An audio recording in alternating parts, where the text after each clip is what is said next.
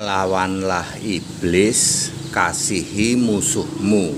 Ya, saya Pendeta Tan Hoi Nai, Henry Tan Dianta, Master of Bibliology Studies. Ya, lawanlah iblis, kasihi musuhmu. Tapi di luar Kristen dibalik. Ya, lawanlah musuhmu, kasihi iblis. Kok bisa, Pak? Iya, ya. Di dalam Ulangan 6 ayat 19 ya, kasihilah musuhmu dan kasihilah sesamamu manusia dan lawan atau lawanlah musuhmu ya, bencilah musuhmu ya, kasihi sesamamu, bencilah musuhmu. Itu juga ada di dalam itu Ulangan 6 ayat 19. Yesus juga mengatakan di dalam Matius berapa ya? Matius 5 ayat 43. Kasihi sesamamu manusia, bencilah musuhmu. Lalu Matius 5 ayat 44, Yesus berkata, kasihi musuhmu, yaitu manusia-manusia yang menganiaya kamu.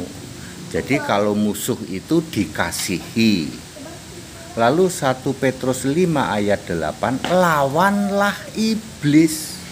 Lawanmu itu iblis, ia berkeliling mengaum-ngaum seperti singa, akan mencari orang yang bisa ditelannya. Jadi kalau musuh itu manusia, itu dikasihi. Tapi kalau iblis itu lawanmu, harus dilawan.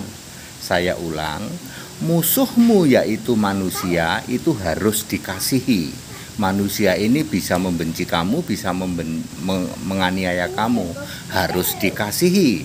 Matius 5 ayat 44. Tetapi iblis itu harus kamu lawan. Iblis itu lawanmu, 1 Petrus 5 ayat 8. Tetapi non-Kristen dibalik-balik. Manusia malah dilawan, gitu. Manusia itu malah dilawan, sementara kalau iblis malah dikasihi, gitu. Contohnya Bapak ya. Bapak itu iblis, tapi malah dikasihi, bahkan disembah oleh Tritunggal ya. Oleh Tritunggal, juga oleh siapa? Oleh Calvinis segitiga. Bapak ini malah dikasihi, bahkan malah disembah. Ya, oleh Tritunggal dan oleh Calvinis segitiga.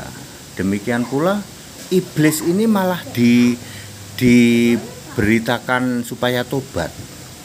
Iblis, kamu tobat dong. Jin, kamu beragama dong.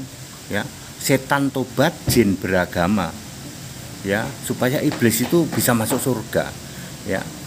Ya, iblis malah dikasihi, tetapi manusia malah dimusuhi. Gitu.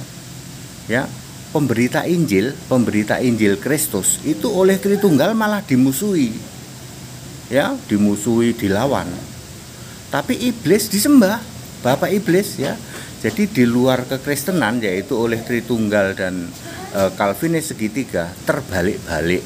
Mestinya yang benar, manusia yang sebagai musuhmu itu dikasihi. Ya, kasihilah musuhmu.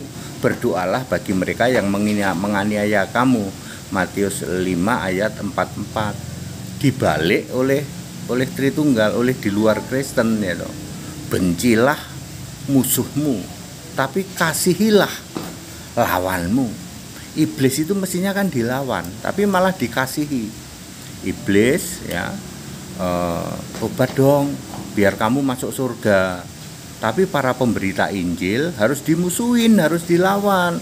Soalnya pemberita Injil Kristus ini mengancam keberadaan Tritunggal. Tritunggal nanti bisa bubar jalan gara-gara pemberitaan Injil Kristus. Maka semua pemberita Injil Kristus harus dilawan.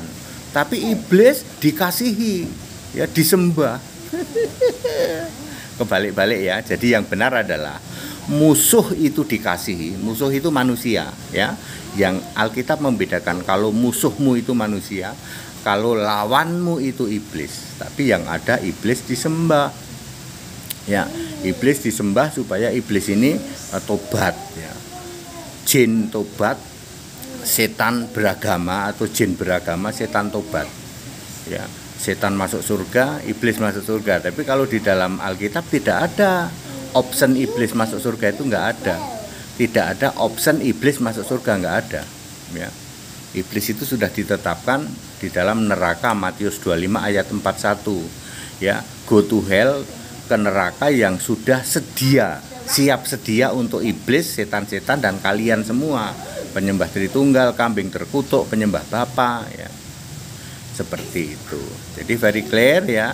Alkitab menulis kasihilah musuhmu, lawanlah iblis. Oleh non-Kristen, di luar Kristen dibalik ya, lawanlah manusia yang memusuhi kamu, kasihilah iblis. Iblis malah dikasihi, bahkan disembah, bahkan diberitakan kebenaran supaya iblis ini tobat. Ya, kebalik-balik. That it ya, itulah sebabnya kita harus back to the scripture, kembali kepada Alkitab. Segala hormat kemuliaan Tuhan Yesus Kristus. Haleluya, amin.